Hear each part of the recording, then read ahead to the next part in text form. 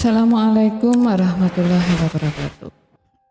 Cerita kali ini tentang nyawa yang tergadaikan. Malam ini gue mau cerita sebuah cerita nyata yang pernah diceritakan oleh salah satu teman gue waktu SMP. Sebuah cerita yang membuat bulu kuduk gue selalu merinding setiap mendengar detail dari sebuah peristiwa yang lebih dari sebuah teror. Sebuah cerita yang akan membuat gue berpikir ulang dari apa arti sebuah kematian yang sebenarnya.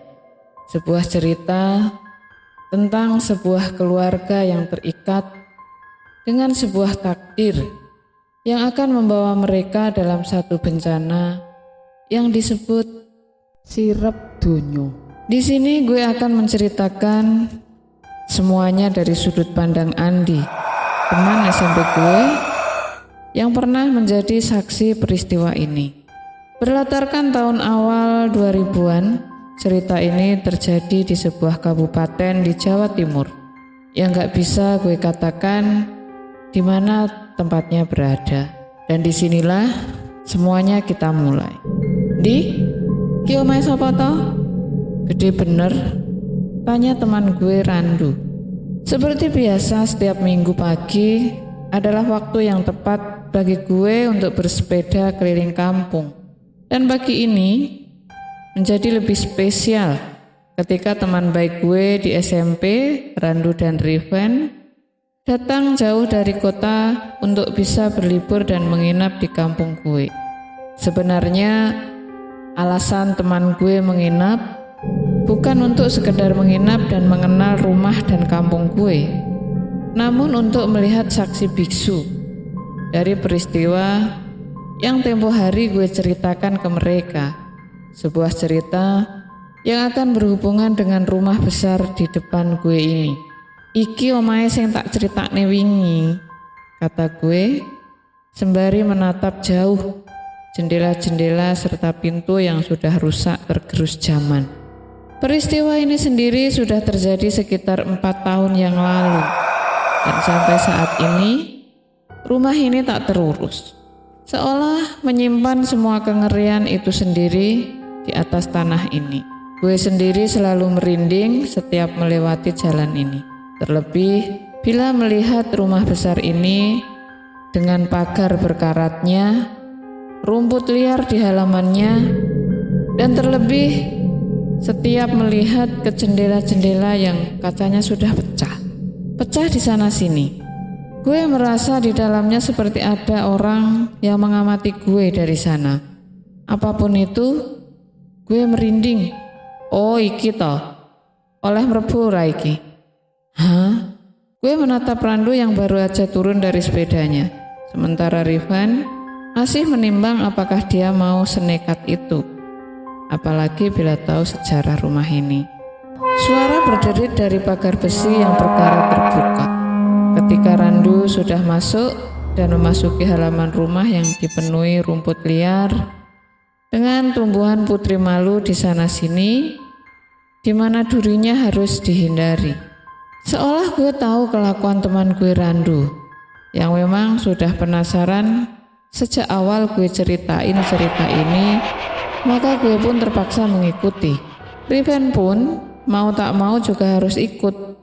Setelah susah payah melewati semak belukar dan rerumputan yang tinggi hampir sedengkul, akhirnya kami sampai di teras rumahnya.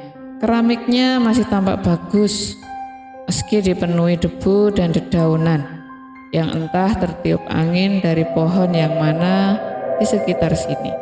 Iso dibuka gak iki? Kata Randu.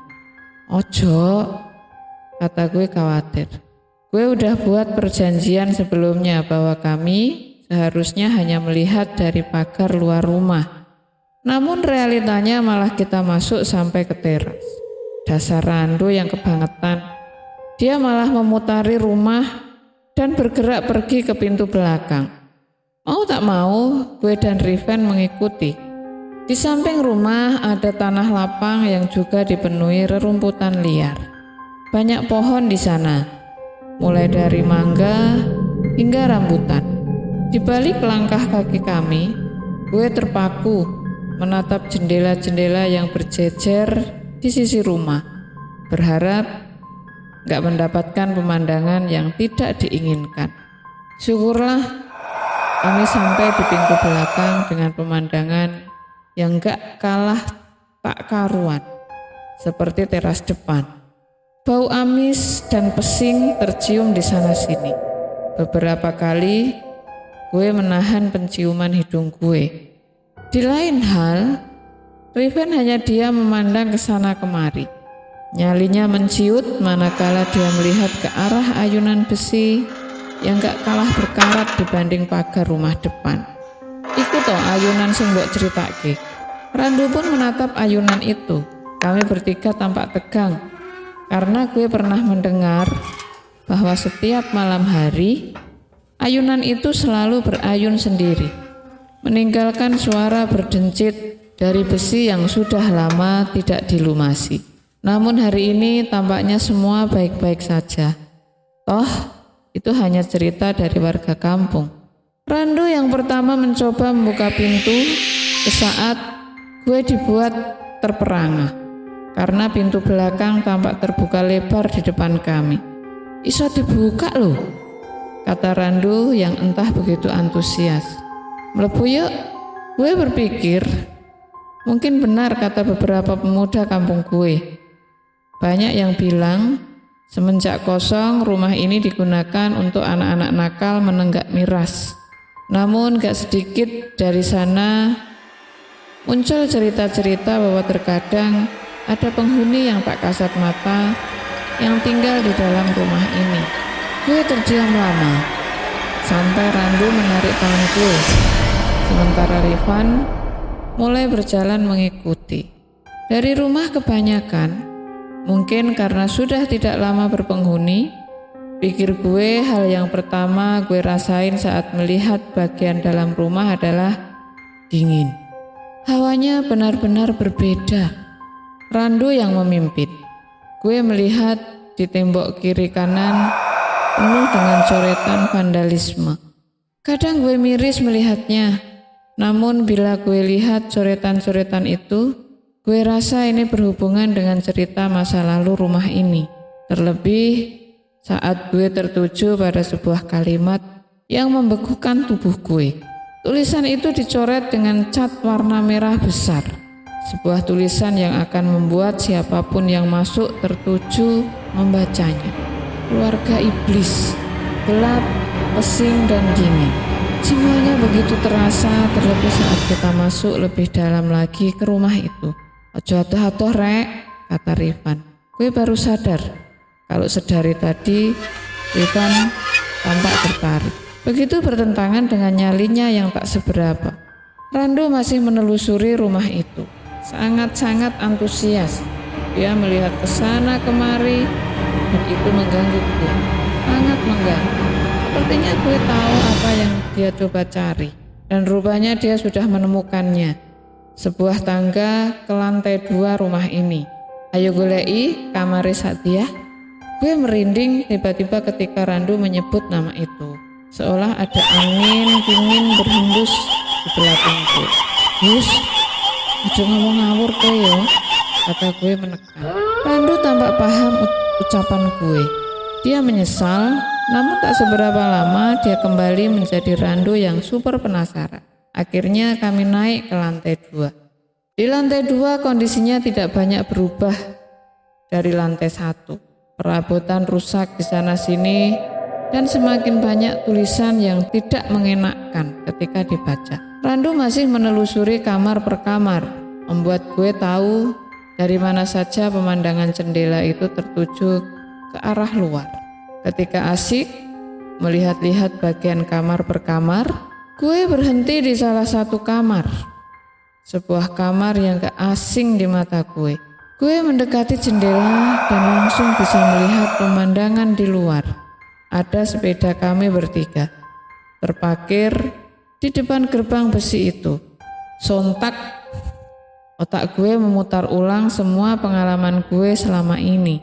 Ketika melewati rumah ini, Kamar ini adalah kamar di mana gue pernah melihat sosok yang sepertinya berwujud namun menatap sembunyi-sembunyi di balik jendela.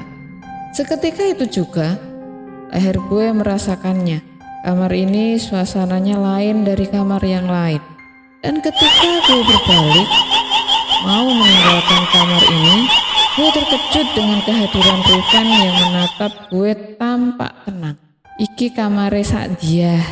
Gue menatap Rifan, menyipitkan mata seolah mendengar ucapan menduga-duga, namun membuat gue seolah setuju dengan ucapannya. Kroso gak? Kata Rifan. Tangannya menyentuh dinding kamar. Kroso apa? Areke jek kok kene lho. Di tengah perbincangan gue sama Rifan, gue merasa perasaan gue semakin gak nyaman. Pembahasan ini membuat gue dibuat semakin takut. Dan parahnya, yang membuat gue lebih takut adalah bagaimana orang yang bahkan gak tahu seluk-beluk tempat ini justru seakan-akan lebih tahu dari gue yang tinggal di lingkungan ini. Lamunan gue buyar waktu gue dengar suara langkah kaki berlari sangat keras dan diikuti suara Randu berteriak. Sontak gue ikut lari dan mencari tahu apa yang terjadi. Bertemulah gue dengan Randu yang tengah menuruni anak tangga, berlari dengan wajah panik sekali. Lah apa ta? Wes ayo metu sik, gak aman tempat iki. Kami berdua berlari keluar dari pintu belakang, menyusuri rumput liar halaman rumah dan akhirnya keluar dari pagar di sana. Gue terdiam saat melihat Rifan sudah berdiri di sana menunggu di atas sepeda. Asem aku ditinggali jeneng kene. Gue tertegun mendengar ucapan Rifan untuk sementara. Sebelum gue melihat rumah itu lagi dari jauh. Lah apa kan melayu kaya ngono? Kata gue berusaha mengalihkan perhatian menatap Randu. Kok kamar pojok. Ana jelangkunge. Ada yang baru saja bermain jelangkung. Pagi itu kami meninggalkan rumah itu dengan berbagai teka-teki, dimulai dari sosok yang menyerupai Rifan sampai jelangkung di kamar Ucup. Apapun itu sekarang gue tahu di mana kamar Sa'diyah berada. Gadis yang mengakhiri hidupnya dengan gantung diri karena tidak sanggup lagi menanggung beban dari perjanjian keluarganya dengan iblis yang kabarnya masih ada di atas tanah ini.